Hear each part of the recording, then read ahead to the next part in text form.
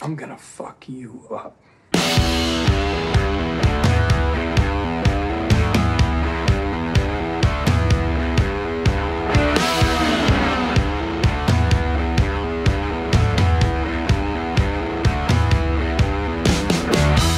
Woyo, gimana kabar kalian nih? Semoga kalian semua diberi kesehatan ya guys, dan kekuatan nih buat ngelewatin pandemi kali ini. Buat para pejuang keluarga, para pencari nafkah, tetap semangat dan jangan lupa juga harus jaga kesehatan. Jangan sampai nih saking semangatnya kalian juga lupa buat jaga kesehatan kalian. Doa yang terbaik lah buat kalian. Oke, balik lagi ke konten ya kan. Konten kali ini kita bakal bawain alur cerita film action lagi nih yang berjudul Nobody. Wah, enggak. Di sini aku nggak bakal jelasin detail siapa aja yang main di film ini ya kan, terus film ini dirilis kapan atau film ini disutradarai siapa ya kan, pokoknya semua itu bisa kalian cek sendiri di Google. Di sini aku cuman bawain alur cerita filmnya aja, tentunya dengan gaya khasnya The Zombie. Aku juga mau disclaimer ya kan, konten kita ini mengandung spoiler tentunya. Jadi buat yang belum nonton dan nggak mau di spoilerin, mending nggak usah nonton konten kita. Jangan judge kita tuh atau channel alur film lainnya, karena pada hakikatnya ya kan kalian sendirilah yang nentuin kalian nih mau nonton apa. Jadi jangan salahin channelnya, ngerti kan sampai sini aja. Oke, udah cukup cang-cincongnya ya kan, kita balik lagi ke alur filmnya. Yuk, terzombie.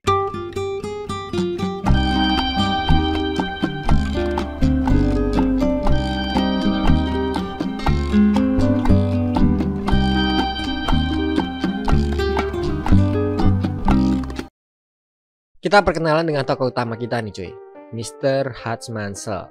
Seorang bapak-bapak yang boleh dibilang biasa-biasa aja kalau dilihat-lihat nih. Serba standar lah hari-harinya tuh.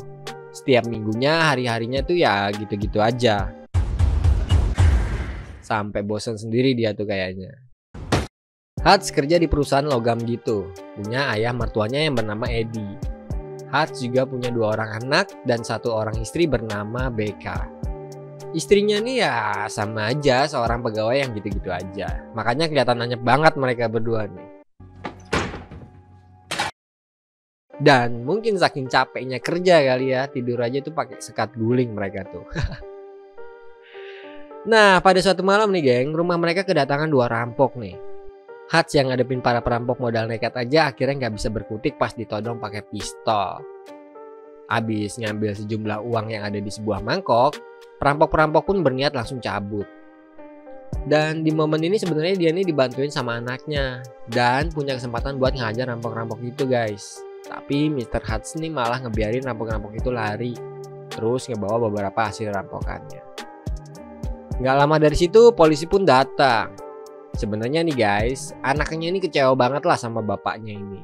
Dan Hutch juga sadar tuh kalau dia ini udah ngecewain keluarganya. Ya ngerasa gagal jadi seorang kepala keluarga gitulah. Akhirnya dia curhat tuh sama seseorang lewat radio yang dia sembunyi di suatu ruangan gitu.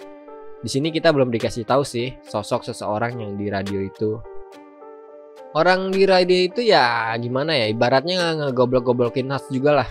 Tapi Hutch punya alasan sendiri nih kenapa dia ngebiarin rampok-rampok itu kabur. Hutch berpendapat nih bahwa rampok-rampok itu bukanlah perampok profesional. Bahkan pistol yang dibawa juga nggak ada pelurunya sebenarnya. Dia berpikiran mereka ini hanya pasangan muda yang membutuhkan uang. Makanya dia ngebiarin gitu aja. Toh juga nggak seberapa juga yang diambil. Tapi di sini kita udah tanda tanya besar nih guys. Hutch nih ternyata orangnya detail juga ya. Hari pun berlanjut seperti biasa tuh. Kembali anyep lagi. Tapi nih guys, di suatu malam gak lama dari kejadian perampokan itu, anak perempuannya Hutch nih laporan kalau gelang kucingnya nih hilang semenjak perampokan malam itu. Dan Hutch tiba-tiba juga langsung berubah ekspresinya tuh. Terus berpikiran pasti ke bawah sama rampok-rampok kemarin nih. Nggak pakai cang-cincong, dia pun keluar tuh buat nyari para perampok itu. Nih entah mau sok-sokan jadi kesatria ya kan, mau biar kelihatan gagah depan anak perempuannya, atau memang marah banget nih barang milik putrinya nih diambil. Pokoknya kalau dilihat-lihat nafsu banget sih si Hutch ini. Bermodalkan ciri-ciri tato dari salah satu perampok, dia nyari tahu dengan cara datengin beberapa tempat tato.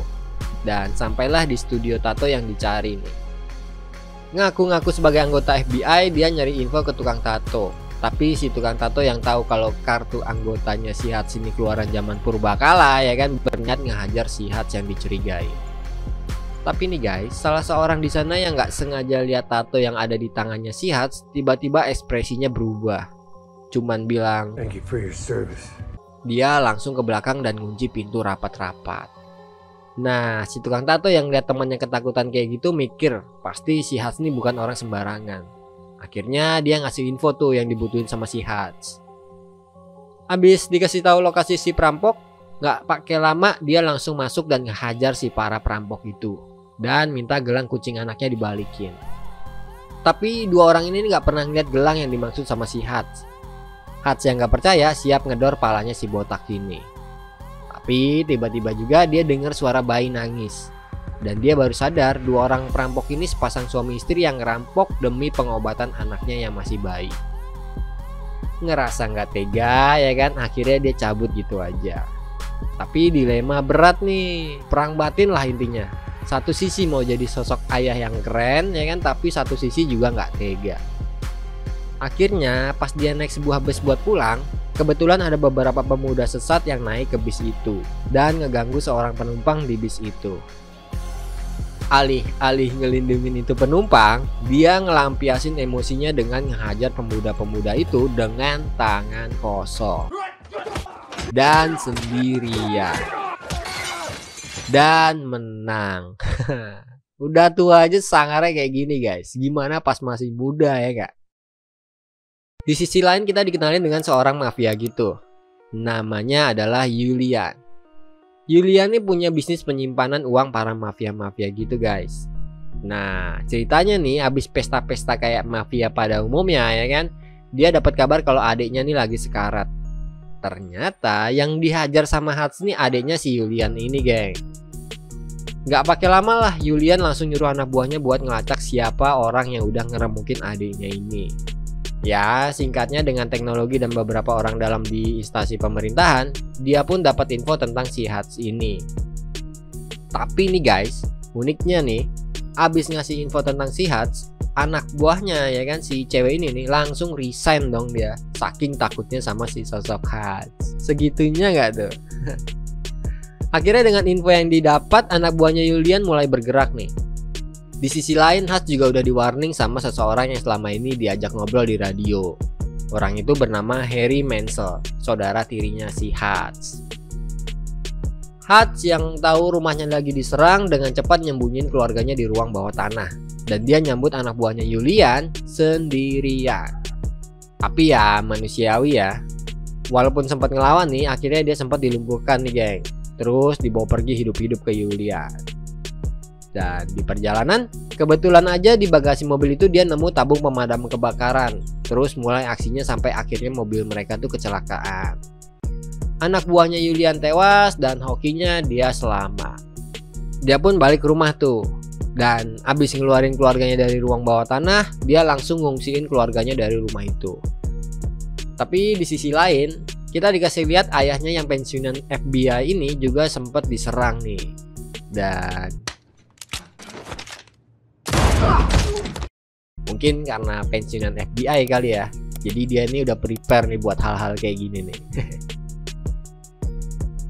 Abis itu kita juga dikasih tahu tentang personalnya si Hats. Jadi dia ini pembunuh bayaran andalan agen intelijen gitu boy. Klien-kliennya tuh musuh-musuh negara yang kebal hukum dan berbahaya. Terus ceritanya nih, dia nih mau pensiun dari hal-hal kayak gini nih, tapi malah dikasih beginian. Ya nggak jadi tobat lah dia nih. Oke lanjut. Abis dari situ dia pun ngebeli pabrik mertuanya nih. Gak lama abis deal-dealan, dia langsung nyiapin beberapa jebakan gitu. Kayak film Home Alone gitu lah. Senjatanya tuh rakitan-rakitan gitu. Abis semua selesai, dia nyamperin gudang penyimpanan uang-uang dari kliennya si Julian. Dengan modal nekat lagi, dia ngebantai para penjaga di sana dan langsung ngebakar semua uang yang ada di sana. Abis nyerbu tempat penyimpanan uangnya Julian, Hats langsung menuju bar tempat Julian biasa nongkrong. Julian sempet kaget dan salut nih sama keberanian Hats yang nyamperin dia di bar itu. Tapi bukan tanpa alasan nih Hats berani kesini. Dia nih udah prepare bawa ini nih. Lu sentuh gua, meledak bareng kita. Di sini pada intinya Hats ngasih tahu ke Julian kalau dia ini udah nyerang anak buahnya dan ngebakar duit rekan-rekannya si Julian. Dan Hats juga ngajak damai aja biar nggak makan korban lebih banyak. Tapi Julian nggak sependapat nih. Dia mikir harus bertanggung jawab sama uang-uang mafia lain yang dititipin ke dia. Nggak nemu titik terang, Hats dengan yakinnya angkat kaki dari sana dan langsung cabut. Dia pun diikutin sama Julian plus anak buahnya. Ternyata mereka dibawa ke sebuah pabrik yang udah di-set sebelumnya sama si Hats nih. Dan di sini tiba-tiba aja ayahnya nongol, bareng saudara tirinya juga. Mereka bertiga dengan gantengnya akhirnya ngadepin anak buahnya Julian. Dar der gitulah. Pokoknya seru banget di sini guys, nggak bohong. Setelah pertempuran seru terjadi ya kan, anak buahnya Julian pun tumbang nih. Sisa Julian sendirian. Tapi kebetulan mereka juga kehabisan peluru tuh. Akhirnya Hats lagi-lagi dengan gantengnya ngelakuin hal heroik lagi nih. Dia pakai tameng ngeledeketin si Julian dan ngeledakin ranjau. Julian pun tewas. Abis ngerasa polisi bakal datang, ayah sama saudara tirinya ini buru-buru cabut dari sana. Dan Hats dengan santainya nunggu para polisi datang. Dan di ruang interogasi dua orang penyidik pun terheran-heran dan agak nggak percaya kalau Hats ini ngelakuin semua ini sendirian. Ditambah lagi salah satu dari mereka ini dapat telepon dari atasannya dan nyuruh ngebebasin si Hats. Akhirnya dari situ setelah beberapa waktu kita dikasih lihat waktu Hats lagi asik nyari rumah baru buat keluarga mereka. Kayaknya udah baikan nih guys. Dan tiba-tiba juga dia dapat telepon dari seseorang. Nah, habis itu scene ditutup dengan mereka bertiga pergi ke suatu tempat menggunakan mobil yang penuh senjata. Film pun berakhir tuh. Gimana guys menurut kalian? Oke lah ya. 11-12 sih sama John Wick kalau menurutku dari beberapa aspek ya. Ya mungkin karena ditulis sama orang yang sama kali ya. Tapi ya oke lah. Oke, sekian dulu konten kita kali ini. Kalau kalian suka dengan konten-konten kita, jangan lupa juga like, share ke teman-teman kalian, ya kan? Dan kalau kalian ada suggest judul-judul film yang bagus buat Upil Zombie bawain, komen aja di kolom komentar. Upil Zombie pamit guys. Ciao.